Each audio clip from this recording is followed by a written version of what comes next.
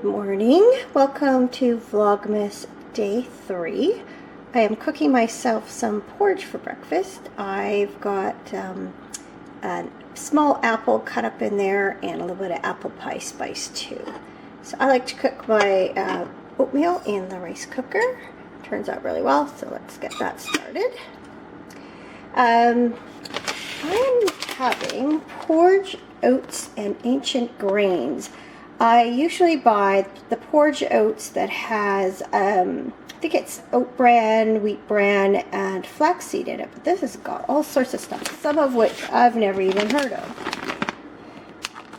It has oat flakes, rye flakes, barley flakes, spelt flakes, corazon flakes. I've never heard of that. Oat bran, millet, flaxseed, and quinoa flakes. I tried it yesterday for the first time and cooked it the same way, and it was really good.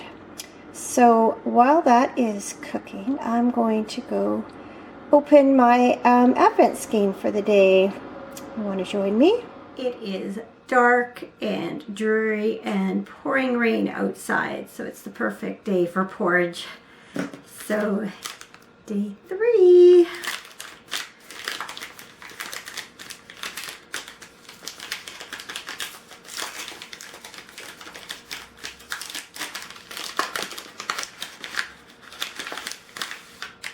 Ooh, this one's sparkly. It's a beautiful shade of gray and purple. Let's see, I'll unwind it a bit. Look it. It's showing up a little bit bluer on the screen. That's more of a gray. That's gonna look great with the next one. Or the last one, I should say. Speaking of that, after yesterday's Vlogmas, Angela very kindly commented and pointed me towards the fact that, in fact, our little letter that came with our mini skeins had an explanation of how Lisa went about doing her collection. And what she said is she had a vision for this collection to be a succession of individual variegated tonal speckled colorways that could work together as a whole. As such, each mini's colorway has an element that will harmonize with the colorway that comes right after it and right before it.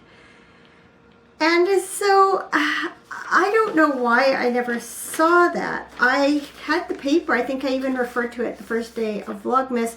In my mind, it was just like a one sheet like this, and I never unfolded it. In fact, there's like a coupon code at the bottom that I totally missed for a future order. So with that information, I'd already pretty well decided to switch to a shawl, but that information solidified it for me. So I'm actually doing, I should correct that, I'm going to be doing a scarf, and I am going to be doing this Adventurer scarf by Amba O'Brien. And so I came home from curling last night. Oh, that was a disastrous game. So we won't talk about it any more than that. And I cast it on.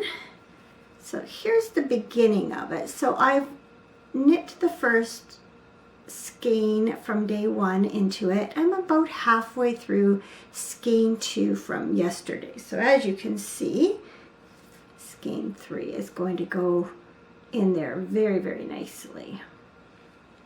The shawl called for about 60-yard lengths. The scarf called for 35-yard, and these little skeins average around 40. So I thought it was safer with the scarf, and I actually don't own that many scarves per se, so I think actually it'll be a good addition to my winter wardrobe. So and I am definitely enjoying this knit more too. There's a little bit more going on, so it's a little more interesting to knit. So I got up really early this morning, tried to make up for a little bit of lost time yesterday. So I knit on this a little bit, but I also actually concentrated on kind of catching up on my Advent socks. And so that's in my bag here. I've got them both to this point now. So I've started on the stockinette. Ribbing's all done. So I feel a little bit more caught up with my Advent knitting. I don't want that to become a chore because that's no fun. This is supposed to be the fun part of Christmas, leading up to Christmas. So I am planning to record a regular episode today. So I am going to go and have breakfast and then start prepping for that. I might have to wait a little longer just to get some decent light. It is so dark today. It just seems so gloomy. The mountains have disappeared. They're all socked in there. But it's also a good cozy day to stay inside. So I will see you in a while. So there it is. You can see the rice cooker browns the oatmeal a little bit on the bottom, and I really like that. So I put a little bit of brown sugar on top, and then I've heated some milk. Put just a drop of vanilla in there for a little extra flavor. Yum, can't wait to eat it.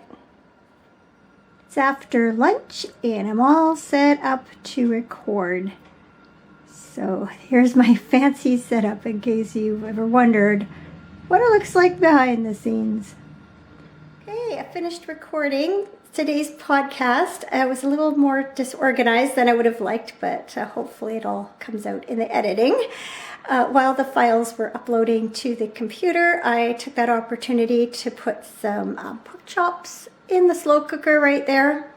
Really simple recipe. Just put down a thick slab of onion on the bottom of the crock pot to rest your pork chops on. Brown them in a pan. I threw in a few mushrooms that needed to be used up. Also fried those up. Then you just, with some chicken broth, put a bit of olive oil, oregano, basil. I put a bit of rosemary, bit of salt, pepper, paprika, some garlic. Mix it all up, pour it over the pork chops cook them till they're done. And then when they come out, I will turn that broth into some gravy and we'll have it with some mashed potatoes. It's a recipe that my mom gave me a few years ago. I think she must have got off the internet maybe, not sure. It was supposed to be yesterday's dinner, but I kind of ran out of time before I left for curling, so we're having it today instead. So I'm going to get this Vlogmas episode up and running, and then I will edit today's podcast. So you can look for a couple of episodes in the next few hours, the Vlogmas one and the regular one. So I hope you have a good evening, and I will see you tomorrow for Vlogmas Day 4. Bye.